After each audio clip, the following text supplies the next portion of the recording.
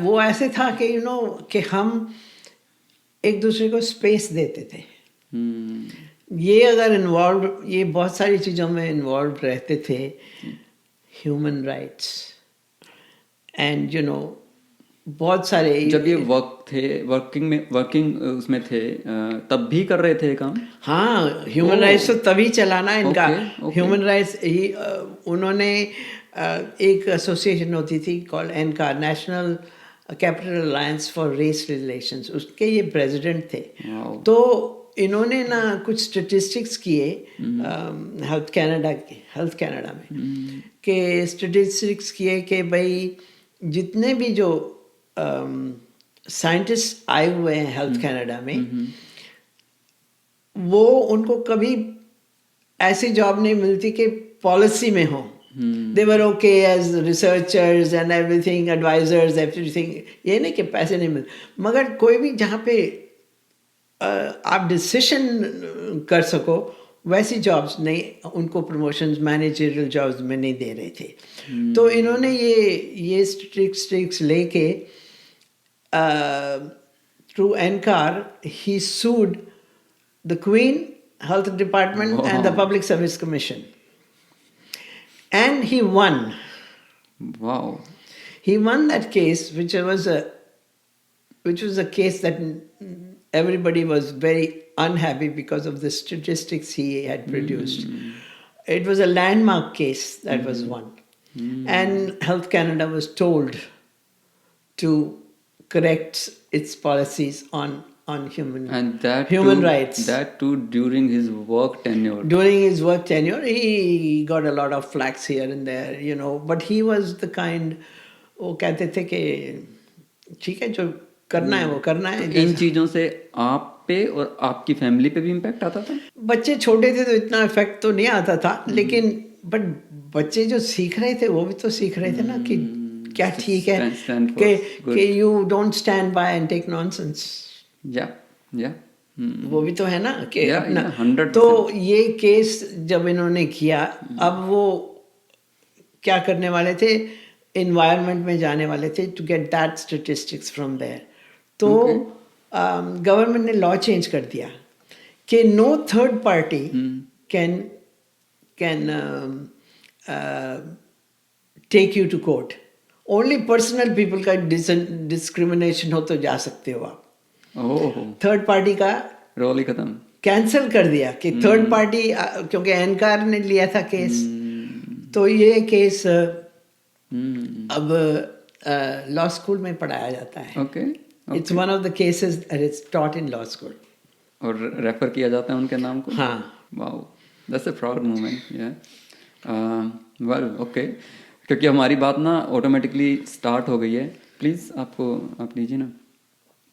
हाँ। तो क्योंकि हमारी बातचीत जो है वो स्टार्ट हो गई है, आपकी जो कम्युनिटी सर्विसेज हैं जो स्टार्ट हुई उनसे, उस पे जाने से पहले मैं इतना जानना चाहूँगा कि शिव चोपड़ा जी ने अपने वर्क लाइफ से रिटायरमेंट कब लिया था और किस पोजीशन पे थे लास्ट टाइम?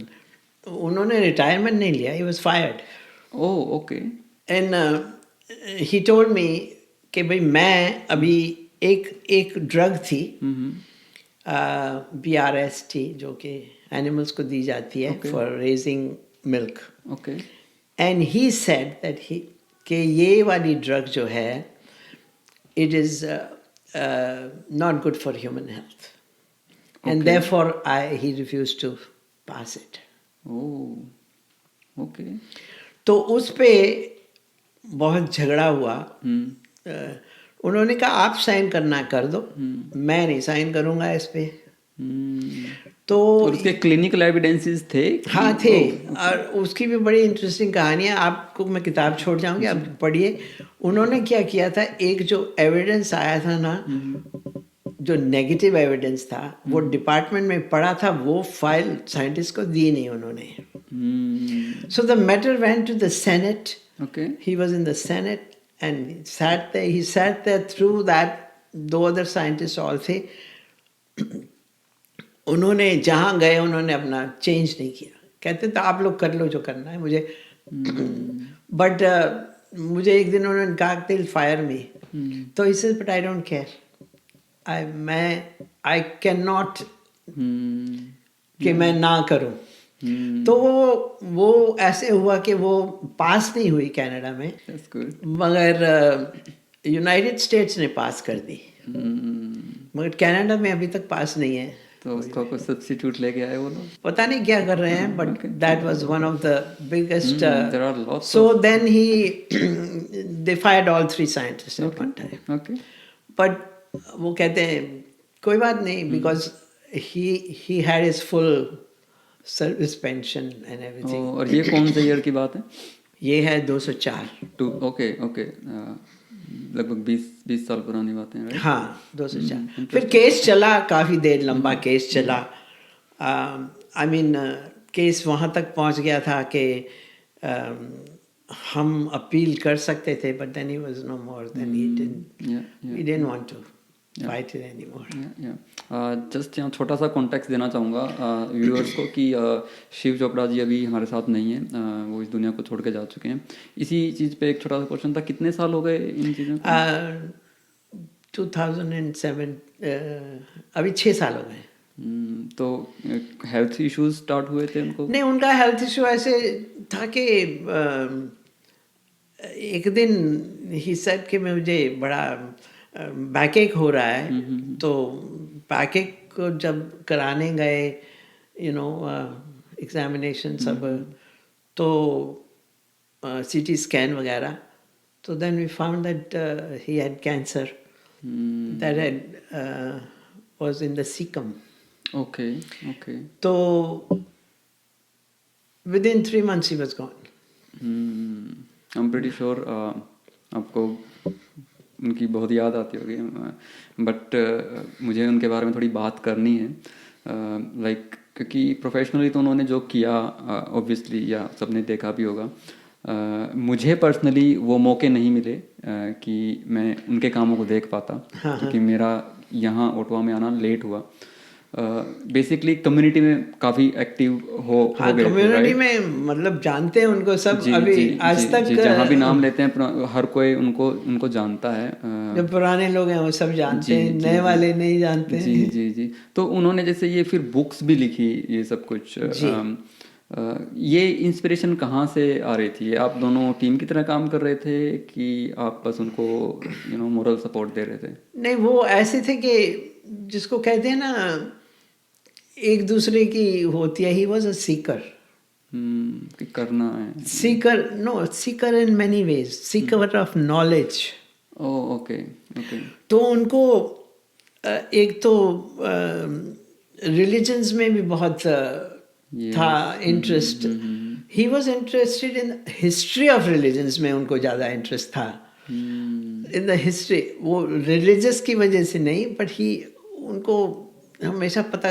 सो उन्होंने बाइबल पढ़ी, उन्होंने कुरान पढ़ा, उन्होंने सूफिज्म पढ़ा, आप यू नेम इट, उन्होंने सब कुछ पढ़ा।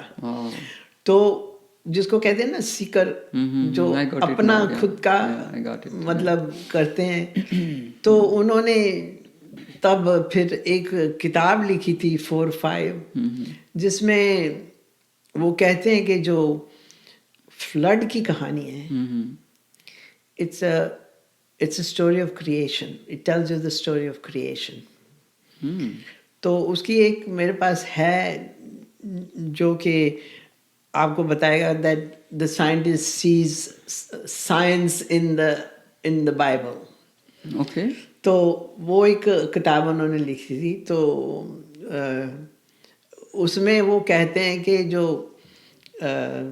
फ्लड की कहानी है, और वो जो कहानी है आर्क की, 2x2, सब everything 2x2 is the genetic part of what we're talking about, and it goes in the ark, which is the ovum, and in the womb what happens is, like there is flood, and then the ovum goes and attaches itself on the wall of the, so that is kind of comparisons he was making. So that's okay, interesting. I'll definitely read तो that. वो भी थे। वो फिर poetry भी बहुत एक poetry की बुक भी लिखी पूरी, इज इट? हाँ, पोइट्री बहुत पोइट्रीज लिखी हैं इंग्लिश में लिखते थे, हिंदी में लिखते थे? इंग्लिश में भी लिखते थे, उर्दू में भी लिखते उर्दू में भी लिखते थे। Okay okay okay. तो उस बुक में सिर्फ इंग्लिश पोइट्री है या उसमें भी? उसमें वो ऐसे था कि वो एक बार गए थे WHO fellowship, he was travelling, तो वो गए तो मुझे ये पोस्ट करने लगे little clips of things he was writing.